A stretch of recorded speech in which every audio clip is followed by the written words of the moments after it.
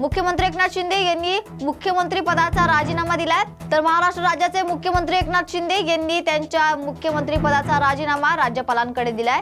तर यावेळी उपमुख्यमंत्री देवेंद्र फडणवीस, उपमुख्यमंत्री अजित पवार आणि दीपक केसरकर यांची उपस्थिती होती।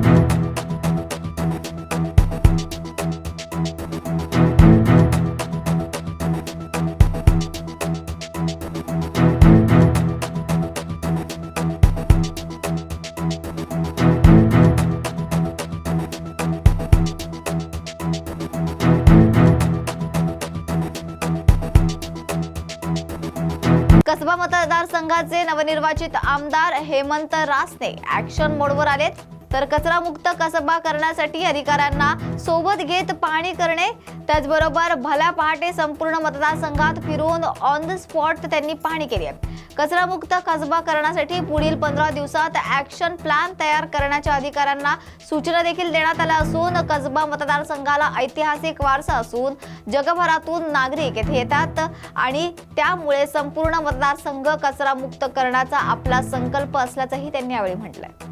आज आपण ज्यावेळेस मी कसबा मतदारसंघातून निवडणूक लढवत होतो तेव्हा काही माझ्या मनातील संकल्पना मी मांडल्या होत्या, जाहीरनाम्याच्या माध्यमातून मांडल्या होत्या। त्यातला पहिला प्राधान्याचं काम माझं आहे कचरामुक्त कसबा करणे, की हा जो विषय आहे की हा कसबा मतदारसंघ हा ऐतिहासिक मतदारसंघ आहे। छत्रपती शिवाजी महाराजांनी सोन्याचा नांगर फिरवून या वस्तीची निर्मिती केली। बाजीराव पेशव्यांनी अटकेपार झेंडा नेला। याच कसब्यातनं महात्मा ज्योतिबा फुले, सावित्रीबाई फुल्यांनी स्त्री शिक्षणाची मुहूर्तमेढ रोवली आणि लोकमान्यांनी स्वातंत्र्याचा संदेश याच ठिकाणावरून दिला। अशा ऐतिहासिक परंपरा असणारा हा कसबा मतदारसंघ, विद्येचं माहेरघर म्हणून ओळखला जाणारा कसबा मतदारसंघ, ह्या कसब्यात स्वच्छ कसबा असला पाहिजे। आपण संपूर्ण जगात फिरतो तिथं आपल्याला क्लीन दिसतं। आज आपण या देशामध्ये इंदोरचं नाव घेतो, तसं कसब्याचं नाव हा क्लीन कसबा म्हणून घेतला पाहिजे। त्याकरता मी कालच रात्री उशिरा, मी काल मुंबईवरून आलो, मी रात्री उशिरा पृथ्वीराजजींना आणि संदीप कदम साहेबांना विनंती केली।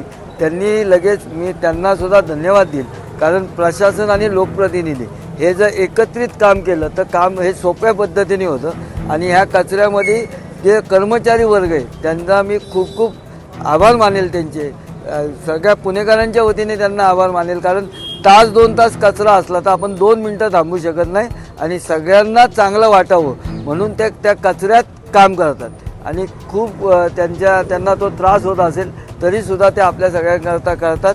परंतु हा फीडर पॉईंट आणि डंप पॉईंट जे आहेत तेच नसावे असा माझा आग्रह आहे। प्रशासनाला त्याच्यावर काम करावं लागेल, प्रशासन त्या दृष्टिकोनातून काम करेल। मग आम्ही एकत्रित बसून हा प्रश्न कसा लवकरात लवकर मार्गी लागेल याकरता प्रयत्न करू।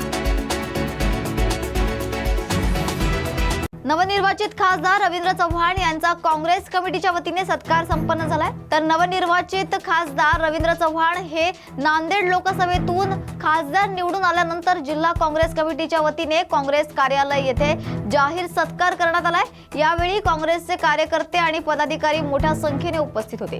रवींद्र चव्हाण यांची प्रतिक्रिया घेतली असता ते म्हणाले की येणाऱ्या काळात काँग्रेस पक्षाला बळकटी मिळवून देण्यासाठी मी सर्वांना सोबत घेऊन काम करणार। काल जे नांदेड लोकसभा पोटनिवडणुकीचा निकाल लागलेला आहे, अत्यंत अटीतटीच्या याच्यामध्ये काँग्रेस पक्षाचा विजय या ठिकाणी आपण प्राप्त केलेला आहे।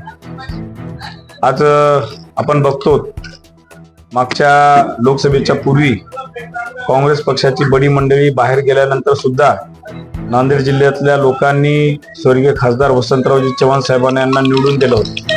ते फक्त कार्यकर्त्यांच्या जोरावर आणि आजही हा विजय खरं तर कार्यकर्त्यांची मेहनतीचं फळच मी या ठिकाणी मानतो. आज नांदेड जिल्ह्यामध्ये येणाऱ्या काळामध्ये काँग्रेस पक्ष मजबूत करण्याच्या दृष्टीने जी काही पावले उचलता येईल, केंद्रीय नेते असतील, प्रदेशचे नेते असतील, त्यांच्या मार्गदर्शनाखाली जी नांदेडची आमची काँग्रेसची टीम आहे ती अनुभवी आहे आणि त्या सर्व टीमला सोबत घेऊन येणाऱ्या काळामध्ये निश्चितच नांदेड जिल्ह्यामध्ये एक काँग्रेसला नवचैतन्य निर्माण करण्याचं काम आपल्या माध्यमातून या ठिकाणी होणार.